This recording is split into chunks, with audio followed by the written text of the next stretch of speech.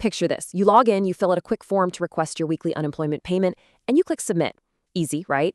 But wait, what if you accidentally entered your net pay instead of your gross wages? Well, did you know that one simple oversight could actually be flagged as fraud by the state of Minnesota? And if it is, you won't just have to pay back those benefits. Nope. You are going to be hit with a massive, mandatory 40% financial penalty right on top of it. So welcome to this explainer. Our goal today is simple, but it's absolutely crucial. We're here to empower you to confidently navigate the Minnesota unemployment insurance system.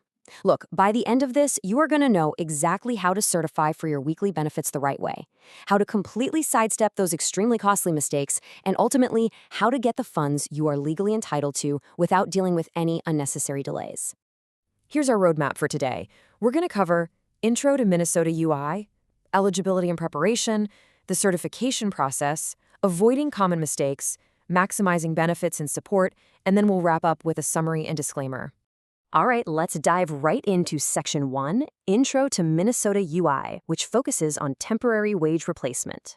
So, the Minnesota Unemployment Insurance Program is essentially a safety net. It offers temporary partial wage replacement. But, and this is key, securing these funds isn't just an automatic thing. Every single week, you have to legally declare your eligibility. And there's this one concept you really need to wrap your head around right out of the gate: the unpayable week. By state law, the very first week you're eligible for benefits acts as a mandatory unpaid waiting period.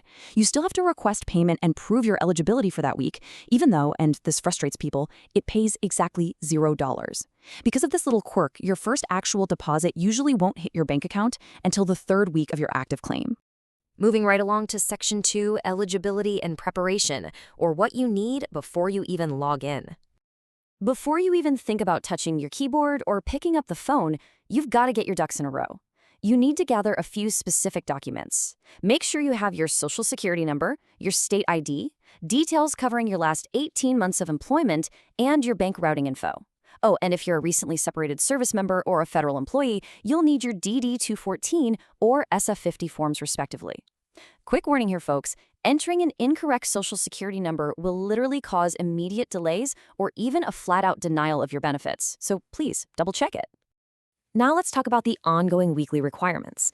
To actually get a payment, you've got to be physically and mentally able to work, and honestly, you need to treat your job search like it's your full-time job. You also have to be ready to accept suitable work without any delay. And here's an important caveat. If you are incarcerated or on electronic home monitoring, you're automatically disqualified for that time, regardless of whether you have work release privileges. Okay, Section 3, the certification process. Let's navigate the system step by step. It's a pretty straightforward 4-step process. First, you log into ui.mn.gov or call the automated phone line. Second, you select Request Benefit Payment. Third, answer the weekly questionnaire. And fourth, just review and submit. Keep in mind, your request is always looking backward. It covers the fully completed week that just ended. Specifically, we're talking about the period from Sunday through Saturday. You are never, ever certifying for the current ongoing week. Make sense? Now, to keep the system from completely crashing under the weight of everyone logging in at once, Minnesota brilliantly uses a load balancing schedule based on the very last digit of your Social Security number. For the first half of the week, you can only log in or call during your assigned specific time window. But hey, don't worry. If life happens and you miss your specific day, Thursdays and Fridays are totally open access for everyone to catch up. All right, let's jump to Section 4, Avoiding Common Mistakes. This is all about keeping your account secure and accurate. Let's tackle some of the major pitfalls. For instance, ask yourself, what happens if you totally blank on your password and try to guess it? Well, if you guess it multiple times, the system is going to automatically lock you out to prevent identity theft. Just don't guess. Instead, use the Forgot Your Password link online. If you happen to be on the phone system and you don't know your password, just press the pound key. It bypasses the entry and transfers you straight to the recovery options. Now listen closely, because mixing up these two terms is literally where people make the most errors. You have to report your gross wages. That's the total earnings before they take out any taxes for the specific physical week you actually performed the work. Do not report your net pay. That's the take-home cash you get on payday. Remember, you report the earnings for the week you worked, regardless of when that money actually hits your bank account. Another area you really have to keep straight is documentation. You must keep a personal, manual work search log detailing your active job hunt, just in case the state decides to audit you.